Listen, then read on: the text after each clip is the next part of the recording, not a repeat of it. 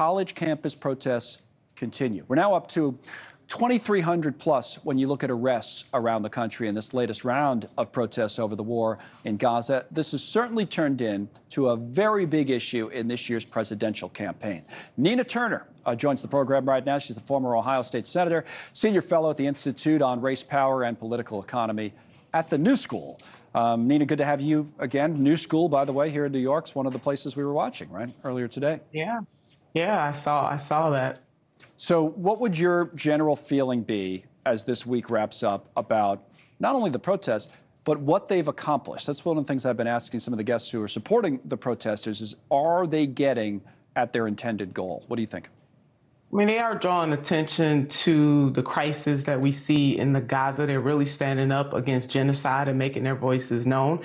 And tomorrow will be the 54th anniversary of the massacre at Kent State that happened where 4 students were killed, about 9 were injured when protesters were there protesting some similar circumstances, anti-war.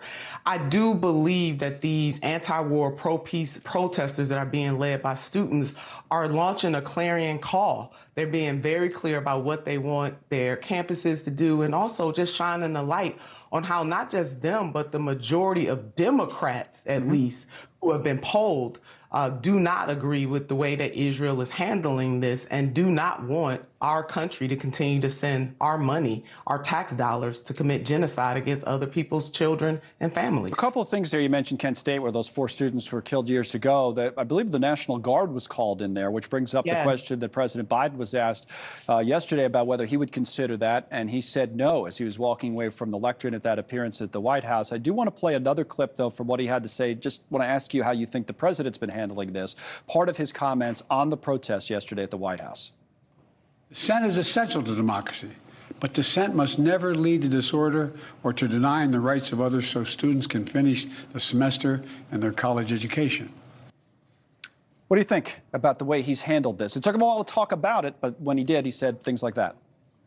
What disorder? I mean, this president would be out of step with Reverend Dr. Martin Luther King Jr. and his contemporaries.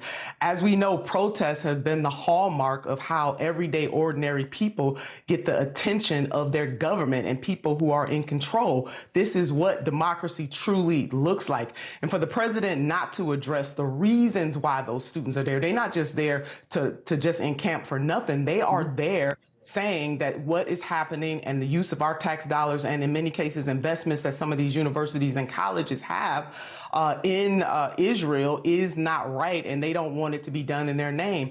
And I was at Case Western Reserve University, which is in Cleveland, Ohio, just a few days ago, and so far they have been handling that in a very peaceful way. What are they doing different? Excuse me? What are they doing that's different than other schools?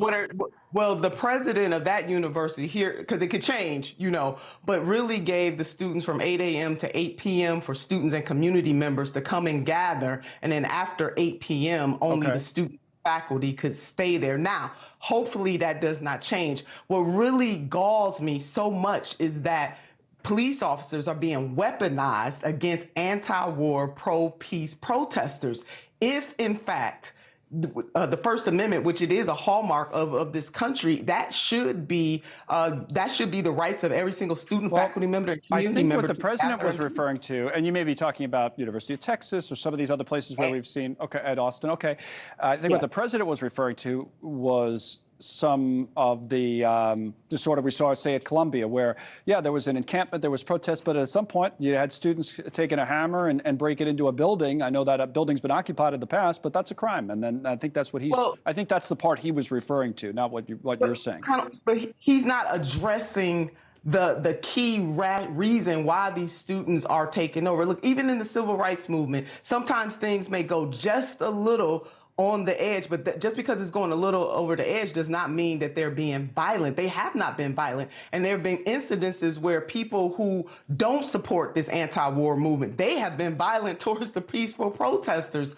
So in this moment, we're seeing Democratic all this happening under a Democratic president. We're seeing cities like New York, where there's a Democratic mayor, Democratic governor, weaponize police against. All right, so what's the impact of that? I want to ask you about that then. Okay, let's talk about the political impact of that. Impact on on this election for sure. I mean, let me put up a headline then from your old friend Bernie Sanders, right? Because he had some interesting comments on this. This is the USA Today, I believe, right? The headline for Bernie Sanders. He worries young people are underestimating the threat from Trump.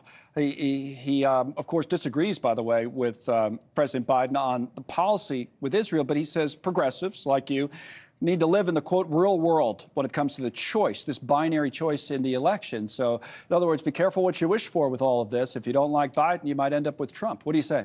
Well, living in the real world is seeing almost 40,000 people slaughtered in the Gaza. Living in the real world is seeing over 80% of their infrastructure has been torn down. That's living in the real world. Thanks so much for watching. Just go to joinnn.com to find NewsNation on your television provider. And don't forget to click the red subscribe button below to get more of NewsNation's fact-driven, unbiased coverage.